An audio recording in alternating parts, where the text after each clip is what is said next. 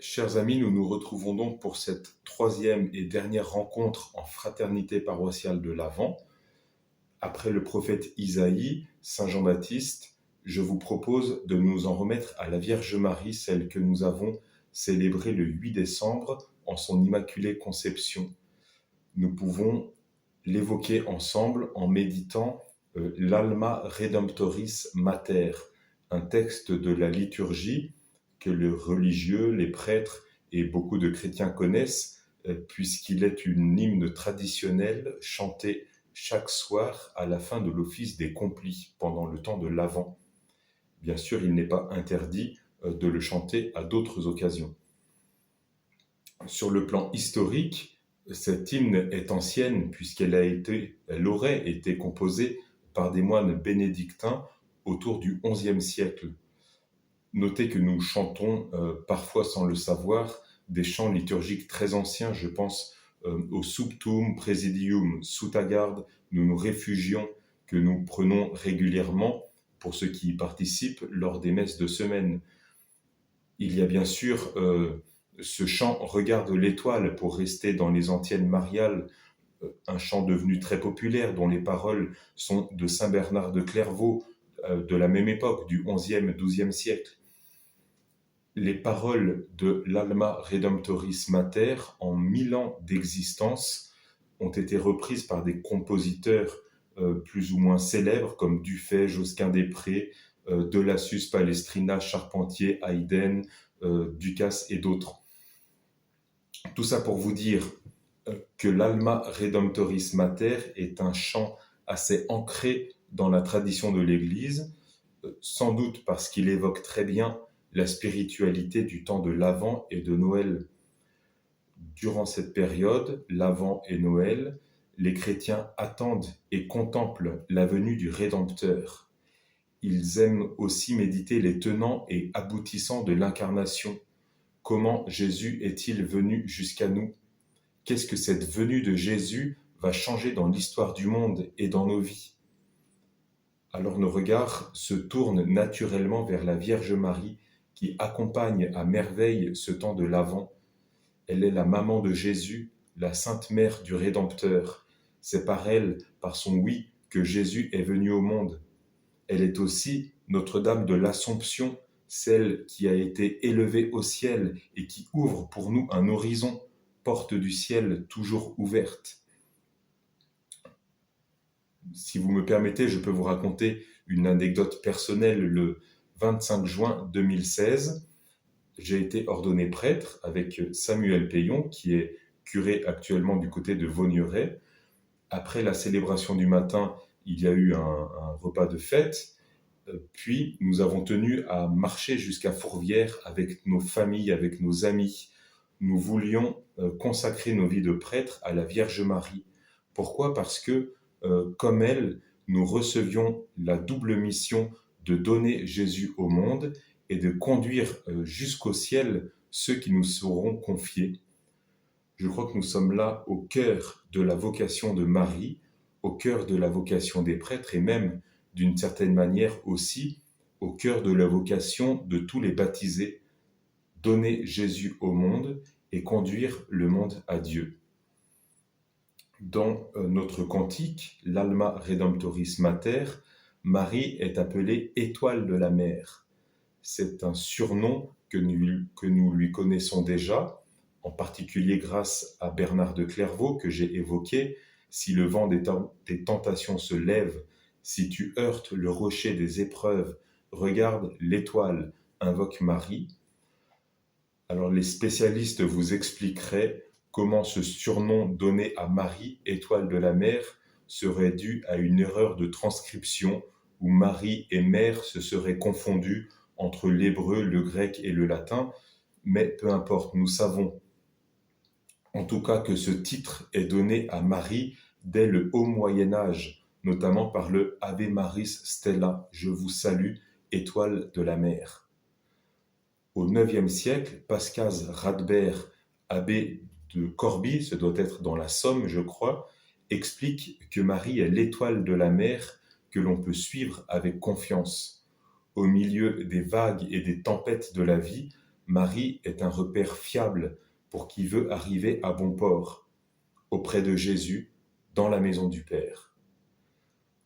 C'est à cette époque médiévale que l'étoile polaire, la plus brillante de la petite ours, est aussi appelée la Stella Maris. Aujourd'hui encore, je suis impressionné par la place que prend souvent la Vierge Marie dans la vie des plus éprouvés ou des plus éloignés de la foi au Christ mort et ressuscité. La Vierge Marie est une figure empreinte de douceur, de réconfort, une figure qui paraît plus accessible peut-être, en tout cas de ceux qui ont perdu la plupart des repères de la foi chrétienne. La Vierge Marie est fréquemment celle qui reste Marie, étoile de la mer, qui aide à conduire les égarés, notamment dans les vagues de la tempête. Pour en venir assez directement à notre époque, ou presque en 1987 précisément, j'aimerais évoquer avec vous un texte de Saint Jean-Paul II consacré à la Vierge Marie et justement intitulé Redemptoris Mater. Jean-Paul II reprend l'Alma Redemptoris Mater et en tire une méditation sur la Vierge Marie dans la vie de l'Église en marche. Pour lui, notre hymne, l'Alma Redemptoris Mater, exprime bien le grand retournement qui est opéré par l'incarnation dans l'histoire humaine. Je me permets une citation de cette lettre encyclique de Jean-Paul II, Redemptoris Mater, c'est au numéro 52. C'est un revirement incessant, continuel, entre la chute et le relèvement, entre l'homme dans le péché et l'homme dans la grâce et la justice. La liturgie, surtout pendant le temps de l'Avent, se place au point névralgique de ce retournement et en touche l'incessant aujourd'hui, alors qu'elle nous fait dire « Viens au secours du peuple qui tombe et qui cherche à se relever ». Ces paroles concernent chaque homme, les communautés, les nations et les peuples, les générations et les époques de l'histoire humaine, notre époque. Viens au secours, oui, viens au secours de ton peuple qui tombe.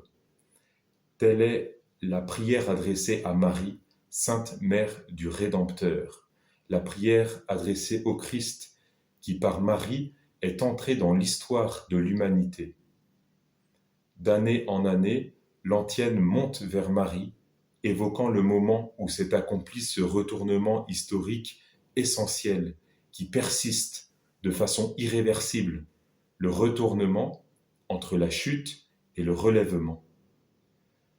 L'humanité a fait des découvertes admirables et a atteint des résultats prodigieux dans le domaine de la science, de la technique. Elle a accompli de grandes œuvres sur la voie du progrès et de la civilisation. Et l'on dirait même que ces derniers temps, elle a réussi à accélérer le cours de l'histoire. Mais le revirement fondamental, le revirement que l'on doit qualifier d'originel, accompagne toujours la marche de l'homme et à travers toutes les vicissitudes historiques, il accompagne tous et chacun des hommes. C'est ce retournement entre la chute et le relèvement, entre la mort et la vie. C'est aussi un défi incessant pour les consciences humaines, un défi pour toute la conscience historique de l'homme, le défi qui consiste à marcher sans tomber sur des routes toujours anciennes et toujours nouvelles, et à se relever si l'on est tombé.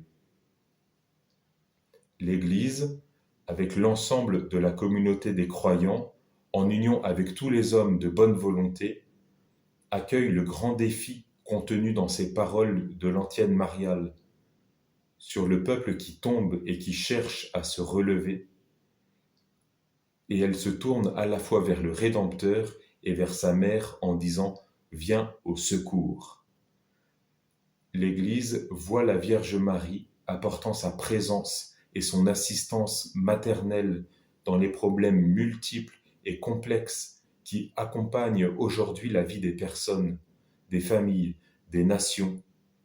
Elle la voit secourant le peuple chrétien dans la lutte incessante entre le bien et le mal, afin qu'il ne tombe pas, ou, s'il est tombé, qu'il se relève.